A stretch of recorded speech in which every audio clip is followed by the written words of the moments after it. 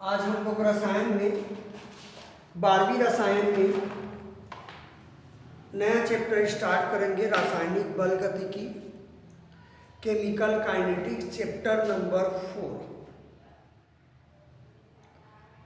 तो छोटा सा चैप्टर है, आसान चैप्टर है, साथ में पढ़ाई करेंगे तो बहुत ज़्यादा क्लियर हो जाएंगे।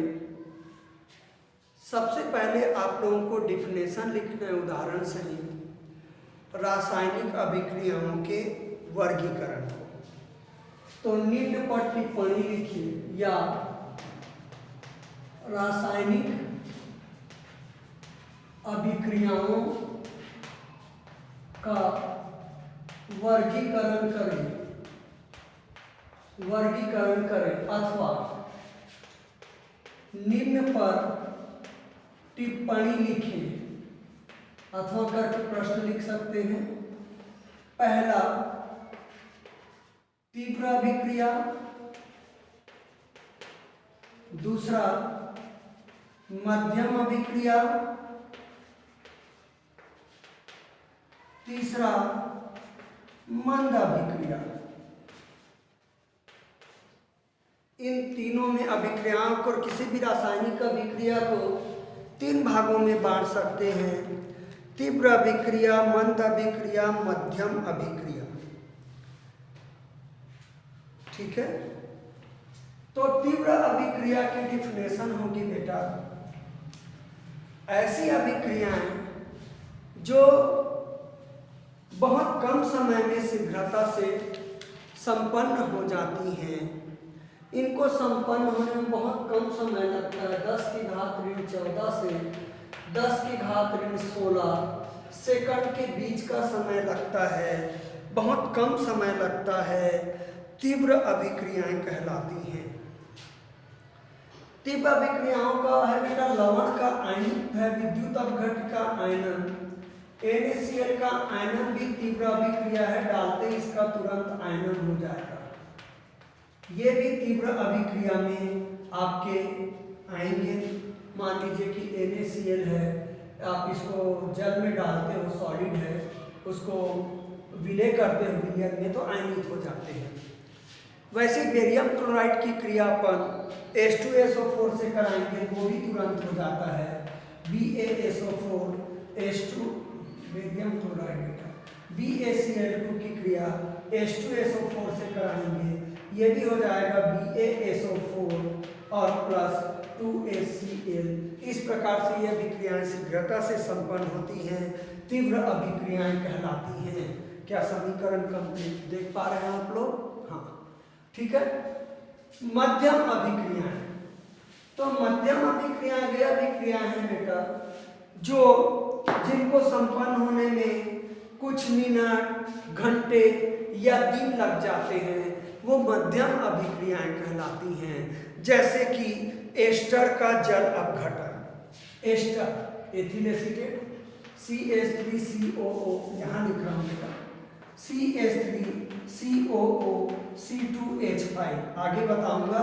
ये एस्टर है, जल अपघटन करेंगे, जल से आपको H+ आयन मिलेगा। इसका जल अपघटन करेंगे तो CH3COOH आ जाएगा, CH3COOH एसिटिक अम्ल, और अल्कोहल में ये टूट जाते हैं तो C2H5OH। अब सर बोलेंगे सर ये OH कहाँ से आया? तो पानी से आया है बेटा, इसके साथ OH जुड़ा और इसके साथ H जुड़ा। चाहो तो आप H2O लिख सकते हैं एरो पे। ये आपके मध्यम अभिक्रिया है जिसको संपन्न होने में कुछ समय लगता है, तुरंत नहीं हो जाता संपन्न, मिलाते हैं। ठीक है, बुक से देखेंगे, उदाहरण भी आप लोग बुक से देखेंगे, चैप्टर के स्टार्टिंग में है। तीसरा है बेटा आप लोगों का मंद अभिक्रिया। तो मंद अभिक्रिया वे हैं बेटा जिसको संपन्न होने में महीनों लग जाते हैं, वर्ष भी लग जाते हैं, या बहुत सारे दिन, बहुत दिन में होते हैं।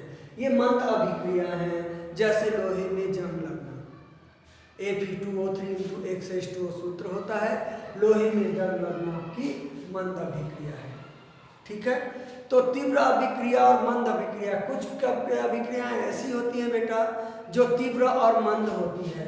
जैसे कि H2 और Cl2 को अभी अंधेरे में क्रिया कराएंगे तो ये मंद अभिक्रिया है बेटा, बहुत कम ज़्यादा समय लेता है। लेकिन इसी को यदि सूर्य के प्रकाश में कराएं तो ये अल्ट्रावायलेट सूर्य के प्रकाश में तीव्र अभिक्रिया हो जाती है। आगे आप लोग देखेंगे विकिरण के प्रभाव में। तो अभिक्रिया को 3 वर्गों में बांट सकते हैं, तीव्र, मध्यम और मंद अभिक्रिया या अति मंद अभिक्रिया। कई लोग ऐसे बोलते हैं तीव्र अभिक्रिया, मध्यम को मंद अभिक्रिया और इसको अति मंद अभिक्रिया। तो शब्दों पे जाना नहीं, आप लोग आसानी से लिख सकते हैं। अब आप लोगों को क्वेश्चन करना है, रासायनिक अभिक्रिया की दर से आप क्या समझते हैं? रासायनिक अभिक्रिया की दर, अभिक्रिया की दर ही पढ़ेंगे इस चैप्टर में। रासायनिक अभिक्रिया की दर या वेग, दर को वेग भी बोला है, से आप क्या समझते हैं? रासायनिक अभिक्रिया की दर से आप क्या समझते हैं? तो आप लोग सभी रासायनिक अभिक्रिया को जानते हो बेटा। उसमें अभिकारक मतलब जो पदार्थ रासायनिक क्रिया में भाग लेते हैं उसको अभिकारक बोलते हैं, उत्पाद में बदलते हैं। और कोई रासायनिक अभिक्रिया होती है तो अभिकारकों की सांद्रता कम होती है क्योंकि वो क्रिया करके उत्पाद बनाएंगे और उत्पाद की सांद्रता बढ़ती है।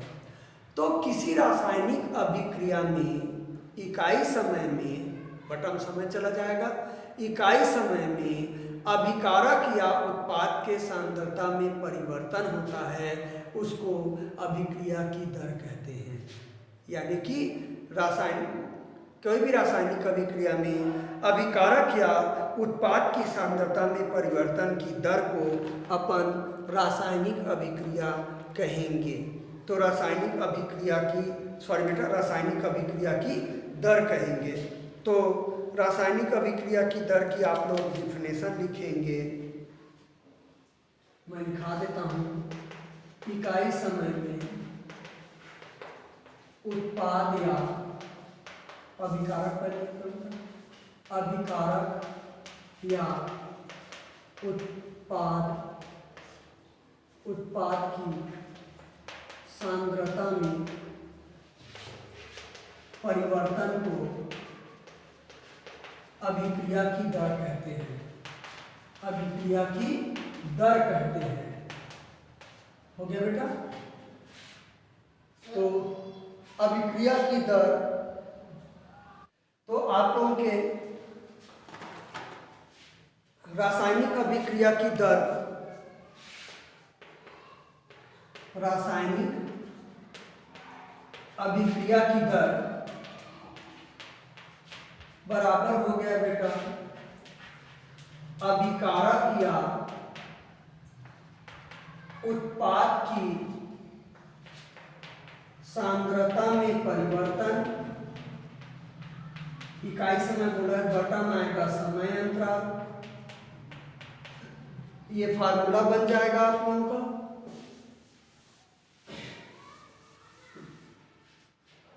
हो गया? या लिख सकते हैं अभिकारक की सांद्रता में कमी, कम होता है पता है, बटा समय अंतराल, या होगा उत्पाद की सांद्रता में वृद्धि, वृद्धि होगी बेटा उत्पाद की, आपको मालूम है, बटा समय अंतराल। इस प्रकार से 3 फार्मूला आप लोगों का बन सकता है, अपना अपना कहने का तरीका है। ठीक है? तो ये अभिकारक की दर हो गई। अब मान लीजिए कि कोई रासायनिक अभिक्रिया ऐसे लेता हूं, माना रासायनिक अभिक्रिया क्या कर देता हूं, ए है वो बी में बदल रहा है बेटा, तो अभिक्रिया की दर होगी माइनस अभिकारक की सांद्रता में कमी बटा समय अंतराल बेटा। माइनस क्यों लिया? कम हो रहा है इसलिए अंतिम ऋण प्राथमिक करते हैं, और इसके बारे में लोगे उत्पाद के बारे में तो प्लस में आ जाएगा क्योंकि उत्पाद की सांद्रता बढ़ती है। तो ये माइनस प्लस है, इसीलिए अभिक्रिया की दर को जनरली माइनस से डिनोट कर देते हैं, क्योंकि अभिकारक की सांद्रता में कमी आती है और अभिकारक के अनुसार अभिक्रिया की दर को निर्धारित कर सकते हैं। ये अभिक्रिया की दर हो गया। अब अगला क्वेश्चन होगा अभिक्रिया की दर को प्रभावित करने वाले कारक। मिटा दूं इसको। तो अभिक्रिया की दर को प्रभावित करने वाले कारक, यानी कि अभिक्रिया की दर को कौन से कारक निर्धारित करते हैं, वो बारे में आप लोगों को क्लियर करना है। ठीक है, तो अभिक्रिया की दर को प्रभावित करने वाले कारक होंगे, पहला आएगा, मैं पॉइंट वाइज कर रहा हूं बेटा, आप लोगों को बुक से लिखना है, अभिकारकों की सांद्रता। सांद्रता मतलब समझ सकते हो प्रति एकांक आयतन में अणुओं की संख्या, जितने ज्यादा अणु होंगे उतनी उसकी सांद्रता अधिक होगी। ठीक है, तो चलिए अपन एग्जाम्पल से लेके समझते हैं। जल में किसी पदार्थ को घोल रहा हूं, मुझे घोलना जरूरी है, तो कम मात्रा में डालूंगा तो कम घुलेगा, ज्यादा मात्रा में डालूंगा तो ज्यादा घुलेगा। इसका सीधा सा मतलब है अभिकारक की सांद्रता बढ़ाने से अभिक्रिया की दर है वो आप लोगों के बढ़ जाती है। देख भी सकते हो बेटा, अभिक्रिया की दर बराबर लाया था -dA/dt, तो अभिकारकों की सांद्रता बढ़ने से अभिक्रिया की दर क्या हो जाएगी, बढ़ जाएगी, क्योंकि प्रति एकांक आयतन में टक्करों की संख्या भी बढ़ जाएगी बेटा। अभिकारक ज्यादा आएंगे तो अणु ज्यादा टकराएंगे और अभिक्रिया की दर बढ़ जाएगी, अभिक्रिया तेजी से संपन्न होगी। तो अभिकारकों की सांद्रता बढ़ाने से अभिक्रिया की दर प्रायः क्या हो जाती है, बढ़ जाती है। ठीक है आप लोगों का। अगला होगा ताप का प्रभाव। मैं बुक के अनुसार समझा रहा हूं आप लोगों को, ताप का प्रभाव। तो आप सभी जानते हैं बेटा कि दवाई वगैरह लेते हैं तो गर्म पानी के साथ लेते हैं। मान लीजिए कि कोई पदार्थ नहीं घुल रहा है तो उसको गर्म करके घोलने की कोशिश करते हैं। इसका मतलब ये है कि ताप बढ़ाने से अभिक्रिया की दर बढ़ जाती है। अधिकांशतः यह माना जाता है कि ताप को 10 अंश सेल्सियस बढ़ा दें तो अभिक्रिया की दर दुगुनी हो जाती है। प्रति 10 अंश सेल्सियस ताप की वृद्धि करने से अभिक्रिया की दर लगभग 2 गुनी हो जाती है। तो ताप बढ़ाने से अभिक्रिया की दर आप लोगों की बढ़ेगी। ठीक है, अगला अपन देखेंगे दाब का प्रभाव। तीसरा, दाब का प्रभाव। अब जनरली सोचो, दाब बढ़ाओगे तो अणु पास पास आते हैं, दाब बढ़ाएंगे तो अणु क्या आएंगे, पास पास, यानी कि प्रति एकांक आयतन में अणुओं की संख्या बढ़ेगी बेटा। तो सांद्रता जैसे हो गया, यानी कि अभिकारक की दर में क्या हो जाएगी, वृद्धि हो जाएगी। ये सभी आपके दर निर्धारक पद हैं, अभिक्रिया के दर को निर्धारित कर रहे हैं। दाब का प्रभाव। चौथा, विकिरण का प्रभाव। विकिरण मतलब प्रकाश। तो आपको पता है कि कुछ रासायनिक अभिक्रियाएं हैं, विकिरण के प्रभाव में आप लोगों की वृद्धि हो जाती है। जैसे मैं बताया था, H2 और Cl2 या I2 को क्रिया कराओगे 2HI बनता है। तो अंधेरे में बहुत धीमा होती है, मंद क्रिया होती है, लेकिन सूर्य के प्रकाश में यह अभिक्रिया तेज हो जाती है। प्रकाश संश्लेषण की अभिक्रिया भी आप लोगों का अंधेरे में नहीं होते हैं, लेकिन सूर्य के प्रकाश में संपन्न होते हैं, मतलब उस पर भी विकिरण का प्रभाव पड़ता है। तो विकिरण का प्रभाव पड़ने से कुछ रासायनिक अभिक्रिया की दर क्या हो जाती है, बढ़ जाती है। ठीक है, अगला कर देते हैं उत्प्रेरक का प्रभाव। उत्प्रेरक का प्रभाव। अब ये उत्प्रेरक क्या है, इसी चैप्टर में पढ़ेंगे बेटा। उत्प्रेरक एक तीसरा पदार्थ है जो किसी रासायनिक अभिक्रिया में प्रयोग करने पर वो रासायनिक अभिक्रिया में भाग नहीं लेते हैं, परंतु अभिक्रिया की दर को प्रभावित करते हैं। चाहो तो लिख सकते हो परिभाषा।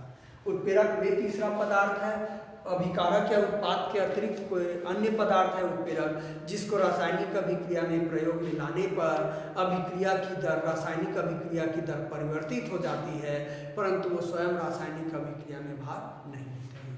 यानी कि उत्प्रेरक है रासायनिक अभिक्रिया की दर को बढ़ा भी सकता है और कोई उत्प्रेरक है रासायनिक अभिक्रिया की दर को कम भी कर सकते हैं। ये डिपेंड करता है कि रासायनिक अभिक्रिया में आप कौन सा उत्प्रेरक यूज कर रहे हो, उत्प्रेरक की प्रकृति पर निर्भर करता है। ठीक है ना। अगले बात अपन बात करेंगे कि छठवां अभिकारकों का पृष्ठीय क्षेत्रफल।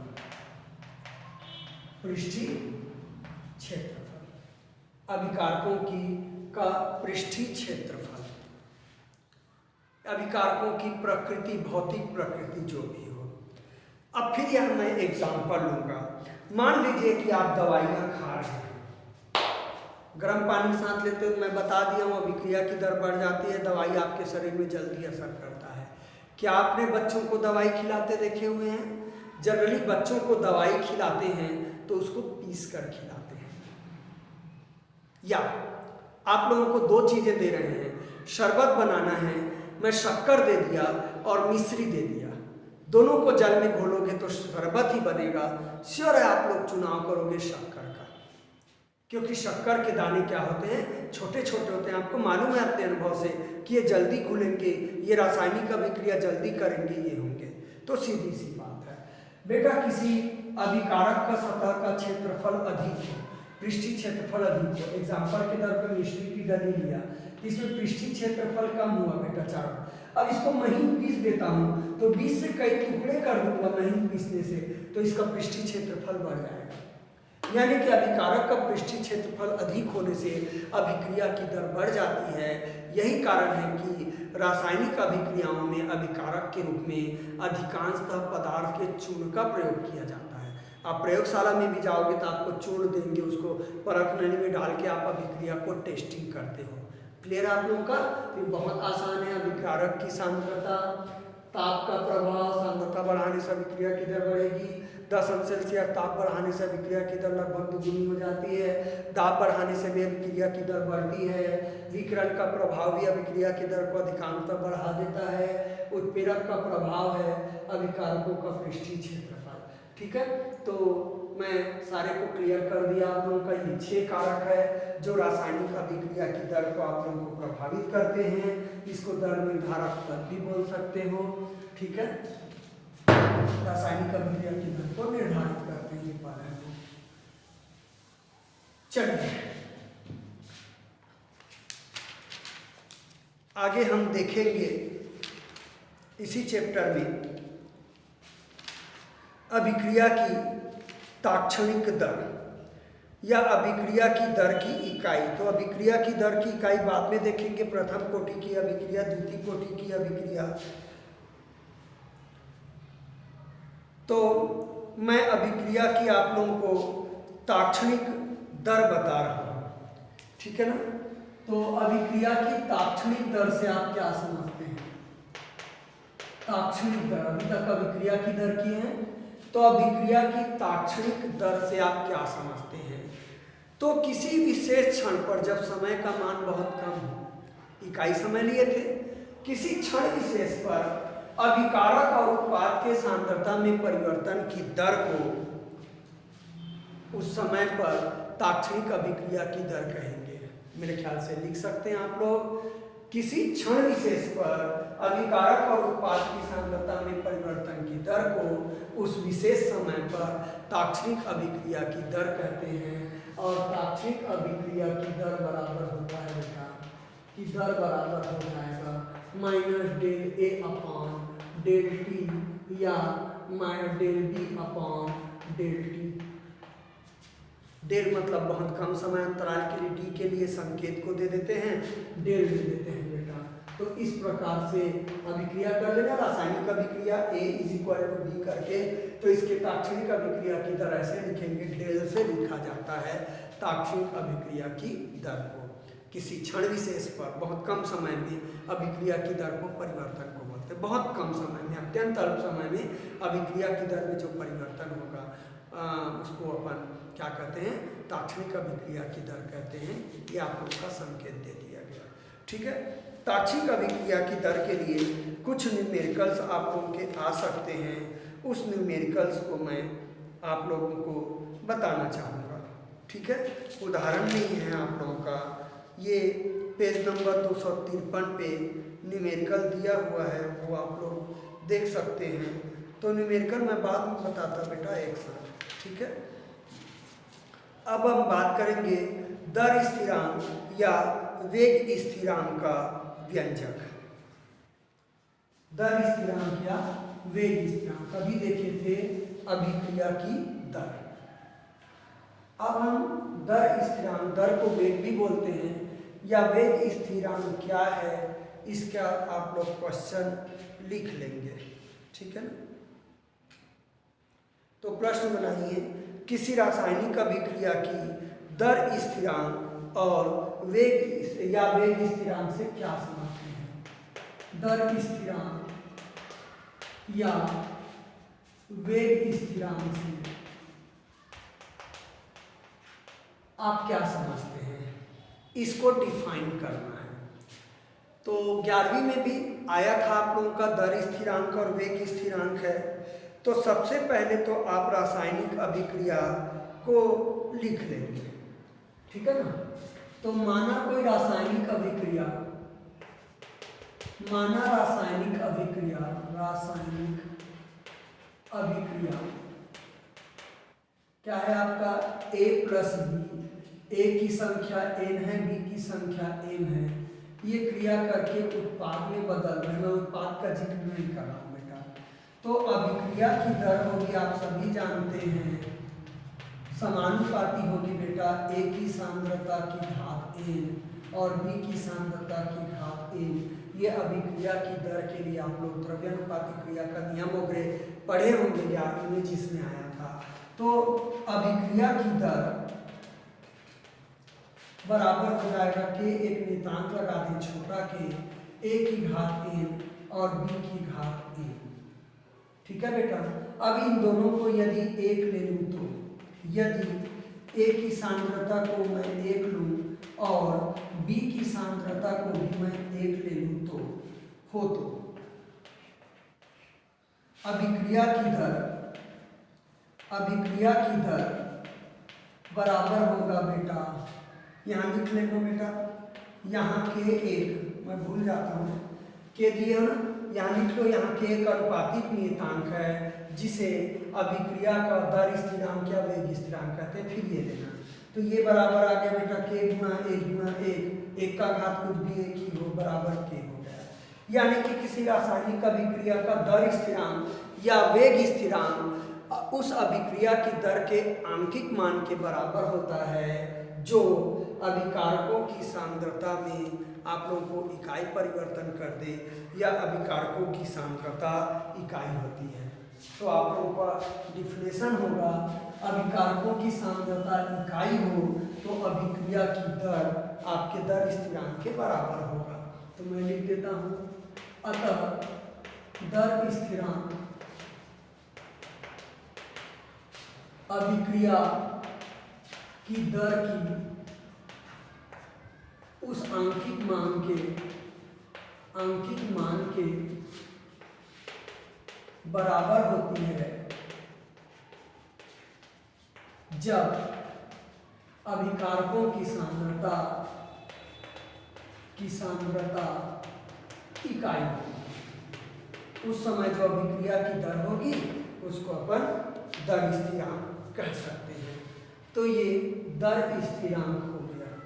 तो जाहिर है आप लोगों का अभिक्रिया की दर और दर स्थिरांक बिल्कुल क्लियर होंगे। अब आप लोगों को प्रश्न बनाना है, अभिक्रिया की दर एवं दर स्थिरांक में अंतर लिखिए। अभिक्रिया की दर एवं दर स्थिरांक में अंतर लिखिए। तो पहला अंतर परिभाषा हो जाएगा अभिक्रिया की दर और दर स्थिरांक में। दूसरा अंतर ये हो जाएगा बेटा कि अभिक्रिया की दर है वो अभिकारकों की सांद्रता पर निर्भर करती है, बताए थे, और दर स्थिरांक अभिकारकों की सांद्रता पर निर्भर नहीं करता क्योंकि सांद्रता को इकाई मान ली है। कम ज़्यादा के अनुसार परिभाषा नहीं बनेगा, ठीक है। तीसरा, अभिक्रिया की दर की इकाई निश्चित होगी और दर स्थिरांक की इकाई निश्चित नहीं होती, अभिक्रिया की कोटि पर निर्भर करता है। अभिक्रिया के दर की इकाई होगी बेटा मोल प्रति लीटर प्रति सेकंड।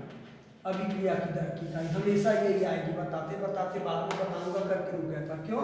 अभिक्रिया की दर बराबर हुआ है अभिकारक या उत्पाद के सांद्रता में परिवर्तन। तो सांद्रता को मोल प्रति लीटर में देते हैं और बटा में समयांतरालता की अभिक्रिया की दर की इकाई होगी, ठीक है।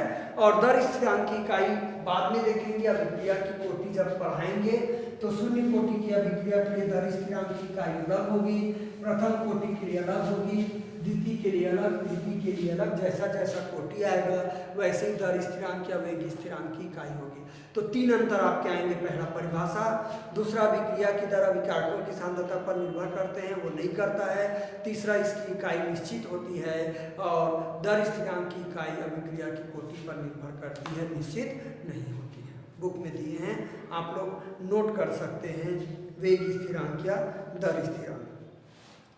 अब आप लोगों को प्रश्न बनाना है, दर स्थिरांक के अभिलक्षण लिखिए अथवा वेग स्थिरांक के अभिलक्षण लिखना है। हो गया? तो दर स्थिरांक या वेग स्थिरांक के अभिलक्षण आप लोगों को लिखना है, ठीक है। तो पहला तो हो गया बेटा कि दर स्थिरांक अभिकारक की सांद्रता पर निर्भर नहीं करता। अभी देखिए, अभिकारक की सांद्रता पर निर्भर नहीं करता है। दूसरी बात है, अलग अलग अभिक्रियाओं के लिए के भी अलग अलग होगा। दर स्थिरांक प्रथम कोटि द्वितीय कोटि में बोला हूँ अलग अलग आएगा। तो विभिन्न अभिक्रियाओं के लिए दर स्थिरांक के का मान भी भिन्न भिन्न होगा और के का मान है अभिकारक की सांद्रता पर निर्भर नहीं करता। ये दो पॉइंट आप लोगों को बहुत क्लियर तौर पे मालूम है, ठीक है। अब मान लीजिए कि कोई अभिक्रिया तेज संपन्न होती है, धीमा संपन्न होती है। तो मान लीजिए कि कोई अभिक्रिया तेजी से संपन्न होती है, तो बेटा उसके लिए अभिक्रिया की दर का मान अधिक होगा, यानी कि के का मान भी अधिक होगा। और यदि कोई अभिक्रिया बहुत धीमा संपन्न होती है तो अभिक्रिया की दर भी कम है, यानी कि के का मान भी आपका क्या होगा, कम होगा। के का मान बेसिकली अभिक्रिया की दर पे निर्भर करता है। तो जैसे जैसे अभिक्रिया की दर होगी उसी के अनुसार आप लोगों का के का मान होगा, ठीक है।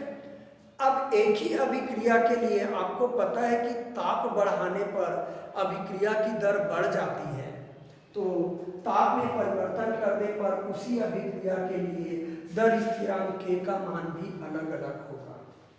तो ये अभिक्रिया दर को, दर स्थिरांक को प्रभावित करने वाले कारक बोल सकते हो या दर स्थिरांक के कुछ अभिलाक्षणिक गुण हैं। मैं रिपीट बोल रहा हूँ बेटा, अभिक्रिया की दर अधिक होने पर के का मान अधिक होगा, कम होने पर कम होगा, ठीक है। एक ही अभिक्रिया के लिए ताप अलग अलग होने पर के का मान अलग अलग हो सकता है, क्योंकि ताप है वो अभिक्रिया की दर को प्रभावित करता है, ठीक है। तीसरी बात बोल सकते हैं, विभिन्न अभिक्रियाओं के लिए के का मान भी अलग अलग होगा और के का मान है दर स्थिरांक का मान है वो अभिकारकों की सांद्रता पर निर्भर नहीं करता है। तो ये दर स्थिरांक के अभिलक्षण आप लोग नोट करेंगे। बहुत आसान चैप्टर है, मैंने पहले बोल दिया था, आसानी से आप लोग इनके क्वेश्चन आंसर को क्लियर कर सकते हैं। अब हम इस चैप्टर में आगे बात करेंगे अभिक्रिया की कोटि के लिए, जिसकी बार बार जिक्र हो रहा है। अभिक्रिया की कोटि और अनुसंख्यता। तो अनुसंख्यता तो आप जान गए हैं बेटा, अनुसंख्यक गुणधर्म, ठीक है ना। किसी विलयन का वह गुण जो उसके विलय कणों की संख्या पर निर्भर करता है अनुसंख्यक गुणधर्म कहलाता है, वैसी अनुसंख्यता आएगा। तो मैं देखूंगा सबसे पहले अभिक्रिया की कोटि। याद रखिए, आप लोग किसी रासायनिक समीकरण को देखकर अभिक्रिया की कोटि नहीं बता सकते। हाँ, अनुसंख्यता बता सकते हैं, इसमें इतने अणु भाग ले रहे हैं तो इसके अनुसंख्यता ये है। अब अभिक्रिया की कोटि क्यों नहीं बता सकते? क्योंकि अभिक्रिया की कोटि उसके अनुसार आती है जो पदार्थ जो अभिकारक रासायनिक अभिक्रिया में भाग ले रहे हैं। मान लीजिए कि कोई रासायनिक अभिक्रिया है, जैसे कि एस्टर का जल अपघटन, एस्टर या एसिटिक अम्ल का जल अपघटन कहते हैं C2, या एस्टर का ही जल अपघटन ले लें, तो इसमें आप माना जाता है कि इसमें जल की मात्रा लगभग उतनी रहती है। एस्टर के जल अपघटन या एसिटिक अम्ल की जल से क्रिया कराऊंगा तो अभिक्रिया के दौरान जल के मात्रा में कोई परिवर्तन नहीं होता, यानी कैसे लगता है कि जल अभिक्रिया में भाग नहीं लेता है, तो वो अभिक्रिया की कोटि को निर्धारित नहीं करेगा। अभिक्रिया की कोटि प्रायोगिक है, हम समीकरण को देख के नहीं बता सकते कि अभिक्रिया की कोटि क्या होगी, ठीक है ना। तो अभिक्रिया की कोटि उन समस्त घातों का योग है। प्रश्न बनाइएगा, अभिक्रिया की कोटि से आप क्या समझते हैं? अभिक्रिया की कोटि से आप क्या समझते हैं? तो अभिक्रिया की कोटि उन समस्त घातों का योग है जो दर निर्धारण समीकरण में अभिकारक के सांद्रण पदों में लगाया जाता है। जैसे अभी A में लगाया था ना, A की सांद्रता में घात N और B की सांद्रता में M, तो अभिक्रिया की कोटि हो जाएगी N प्लस M, ठीक है। अभिक्रिया की कोटि उन समस्त घातों का योग है जिसे दर निर्धारक जो समीकरण है में सांद्रण पदों पर घातों के रूप में लगाया जाता है। तो बगल में आप लोग टॉपिक डालेंगे अभिक्रिया की कोटि, ठीक है। तो आपका जवाब होगा अभिक्रिया की कोटि उन समस्त घातों का योग है जिसे दर समीकरण या दर निर्धारक समीकरण में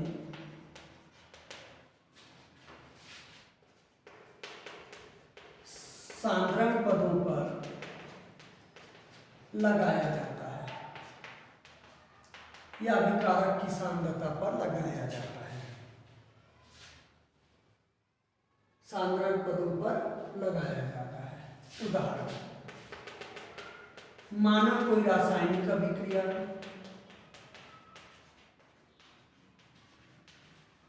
वही बना देता हूं बेटा, Na प्लस Nb और ये उत्पाद बना रहा है। अभिक्रिया की दर, इससे पहले शायद Nm लिख दिया था, कोई फर्क नहीं पड़ता। अभिक्रिया की दर हो जाएगा बेटा K, A की घात N और B की घात N। तो अभिक्रिया की कोटि हो जाएगी M प्लस N। बिल्कुल सिंपल है बेटा, उन समस्त घातों का योग है जिसे दर समीकरण में सांद्रण पदों पर लगाया जाता है, या अभिकारक हो चाहे उत्पाद जो भी है उसके सांद्रण पदों पर लगाया जाता है, उसको अभिक्रिया की कोटि कहते हैं, ठीक है आप लोगों का। तो इस प्रकार से अभिक्रिया की कोटि डिफाइन होगी। अब हम अलग अलग कोटि की अभिक्रिया देखेंगे। शून्य कोटि की अभिक्रिया, प्रथम कोटि की अभिक्रिया, द्वितीय कोटि की अभिक्रिया, इनकी डिफिनेशन कम से कम दो उदाहरण सहित देखेंगे। तो आप लोगों के प्रश्न होंगे, शून्य कोटि अभिक्रिया को उदाहरण सहित लिखिए। शून्य कोटि अभिक्रिया को उदाहरण सहित लिखिए, प्रश्न बनेगा कम से कम 2 उदाहरण। तो बेटा कुछ रासायनिक अभिक्रियाएं ऐसी होती हैं जिसकी कोटि है अभिकारक की सांद्रता पर निर्भर नहीं करती, शून्य कोटि की अभिक्रिया कहलाती है, ठीक है ना। क्या अभिकारक है, सांद्रता बदल रहने में कोई निर्भर नहीं करता, शून्य कोटि की अभिक्रिया कहलाती है। तो आप शून्य कोटि की अभिक्रिया लिखेंगे, ऐसी अभिक्रियाएं जिनकी कोटि अभिकारक की अभिकारकों की सांद्रता पर निर्भर नहीं करती है। शून्य कोटि की अभिक्रिया कहलाती है। अभिक्रिया कहलाती है। ये शून्य कोटि की अभिक्रिया है। अभिकारक की सांद्रता पर निर्भर नहीं करते हैं, मतलब घात 0 होगा बेटा। अभिकारक की सांद्रता के घात में जो ml लगाए थे उसका मान 0 होगा, सांद्रता पर निर्भर नहीं करता है। उदाहरण है अपन अमोनिया का विघटन, ठीक है। तो प्लेटिनम की उपस्थिति में अमोनिया का विघटन, उदाहरण दूंगा बेटा। Pt की उपस्थिति में NH3 का विघटन, मतलब गर्म करोगे तो टूटेगा। आपको पता है NH3 है वो टूट जाएंगे आपके N2 में और H2 में, इसी में तो टूटता है बेटा। समीकरण भी आप लोगों को मालूम है, N2 और 3H2 में आपका टूट जाएगा, ठीक है। अब प्रयोगों द्वारा ज्ञात हुआ है बेटा कि अमोनिया का विघटन है उसकी सांद्रता पर निर्भर नहीं करता है। मतलब अमोनिया कम लेंगे या ज़्यादा लेंगे, ये विघटन की मात्रा इससे परिवर्तित नहीं होगा, सेम वैसे ही टूटेंगे, उसकी सांद्रता पर निर्भर नहीं करता, ठीक है ना। यानी कि सांद्रता पर निर्भर नहीं करता है, तो क्या बनेगा इसका समीकरण?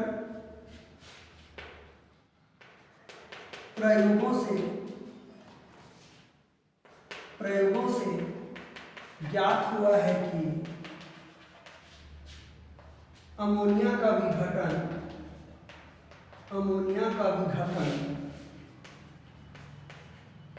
उसकी सांद्रता पर निर्भर नहीं करता है, उसकी सांद्रता पर निर्भर नहीं करता है। कोई मतलब नहीं, जितनी क्या सांद्रता है टूटेगा उसी दर से टूटता है। सांद्रता पर अभिक्रिया का विघटन मतलब अभिक्रिया की दर सांद्रता से प्रभावित नहीं होती है, ठीक है बेटा। तो इसलिए अभिक्रिया की दर क्या बनेगा, लाइन चेंज कर देना। अभिक्रिया की दर स्थिरांक और NH3 की सांद्रता का 0 लगेगा बेटा, क्योंकि सांद्रता पर निर्भर नहीं करता है, इसके कितने मोल हैं कोई फर्क नहीं पड़ता। तो अभिक्रिया की कोटि हो गई, घात को लेते हो बेटा, शून्य होगी। ये शून्य कोटि की अभिक्रिया है, ठीक है आप लोगों का। तो इस प्रकार से यह शून्य कोटि की अभिक्रिया है। मैंने बताए हैं कि H2 और Cl2 को क्रिया कराओगे तो अंधेरे में क्रिया नहीं करता है, लेकिन या करता भी है तो बहुत मंद क्रिया करता है, लेकिन सूर्य की प्रकाश की उपस्थिति में तीव्र अभिक्रिया करता है। तो यहाँ पे अभिक्रिया किस पर निर्भर कर रहा है? सूर्य के प्रकाश पर, अभिकारक के सांद्रता पर निर्भर नहीं कर रहा है, इसलिए ये भी शून्य कोटि की अभिक्रिया होगी, ठीक है ना। तो दूसरा उदाहरण कर लेता हूँ। सूर्य के प्रकाश की उपस्थिति में H2 व Cl2 की अभिक्रिया,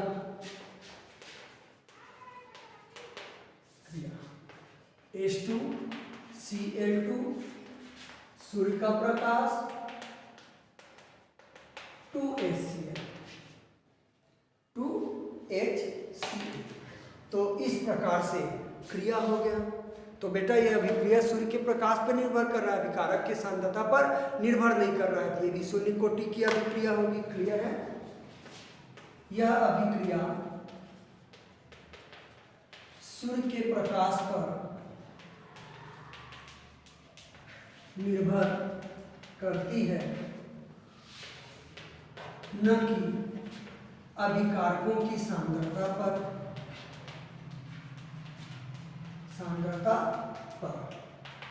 अतः यह शून्य कोटि अभिक्रिया है, शून्य कोटि अभिक्रिया है। बाकी मैं कल बताऊंगा बेटा, आज के लिए इतने ही करेंगे, ठीक है ना।